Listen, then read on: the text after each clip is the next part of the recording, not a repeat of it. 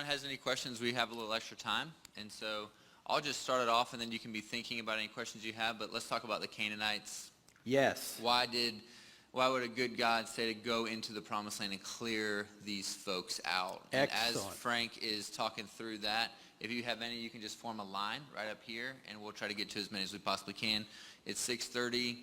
We were planning on being here till about 7. If you would like to stay, if you need to leave, whatever you want to do, there's total freedom. It's not rude to walk out if you have to go, but we'd love for you to stay and ask any questions that you have. So, yeah, let's talk about the Canaanites. All right, let's talk about the Canaanites. Tough question for the Old Testament, right? Like, what's this Old Testament God who appears to be angry, and he's killing people and ordering the deaths of babies and children, all this stuff. Why? Well, let me ask you a question.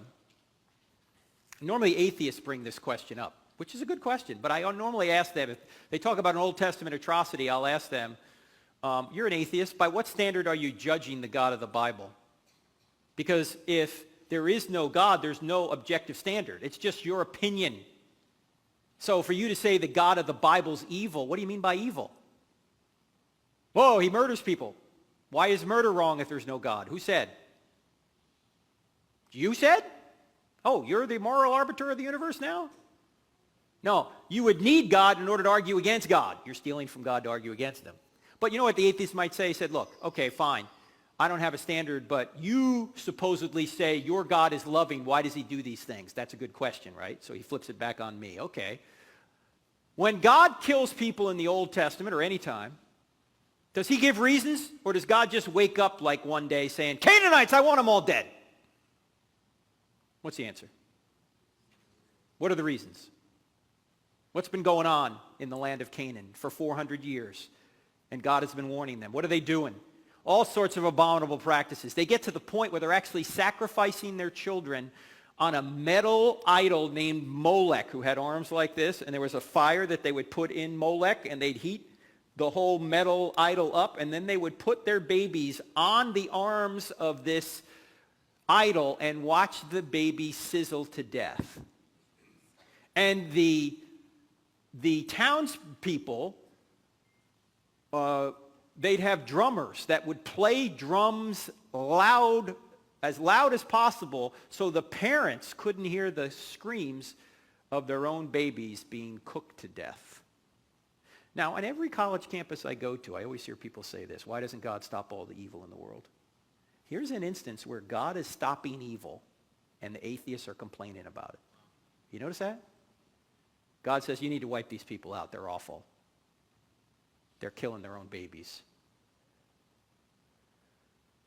So, God steps in. But let me ask you another question.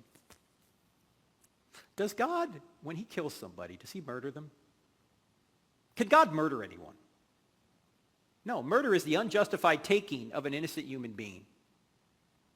Now, God is the creator of life. He can take life whenever he wants, right? In fact, if Christianity's true, people don't really die, they just change location. You notice that? You just go from this life to the next life. And God can do that whenever he wants. Whether you're 2 years old or 82 years old, that's up to him. And so God saw that what the best thing to do in that situation, after giving them 400 years of warning, was to get rid of those people who would pollute the Israelites who were trying to get the promised people into the promised land to bring forth the promised Messiah who could save the whole world. Because God works through people and he allows people to make their free choices. Now, there are some scholars out there, and I think Dr. Paul Copan down at Palm Beach Atlantic University makes a pretty persuasive case that when you read, say, in Deuteronomy 7, wipe out everybody, the women, the children, the cattle, that was called hyperbole. Why? Because if you read, it says, wipe everybody out. And the very next verse it says, and then don't intermarry with them. Now, wait a minute. If you're going to wipe everybody out, how could you intermarry? Why would you even have that command in there? Because what Copan is saying is that this was common language in the ancient Near East culture. They would use exaggerated terms to communicate that we're going to beat you. Just like we might say in a football, we annihilated that team. Oh, really? They're gone? No. It was just the way they expressed things. But even if Copan is wrong, even if they were literal, God has the right to take people out whenever he wants. He's the creator of life. He is the giver of life, and he can resurrect life. I think when we look at the Old Testament, we look at it as if through our modern eyes, not realizing, yes, God is infinite love, but he's also infinite justice. In fact, when I was at Michigan State a few years back, I had an atheist ask the question, if there is a good God, why doesn't he stop all the evil in the world? And I said, sir, that's an excellent question. Maybe because if he did stop all the evil in the world, he might start with you and me, because we do evil every day. You ever notice that? Whenever we complain about evil, we always complain about somebody else. Stop him, stop her. We never think of ourselves. Now, if you really want to go deep into this issue, we cover it a little bit in the book Stealing from God, but the other book you want to get is God a Moral Monster by Paul Copan. Is God a Moral Monster by Paul Copan. Remember, the bigger point is this. Without God, there's no ultimate standard. Everything's just a matter of opinion. So if you're going to argue against God, here's what an atheist can do. An atheist can't say, there's no God because the God of the Old Testament's evil.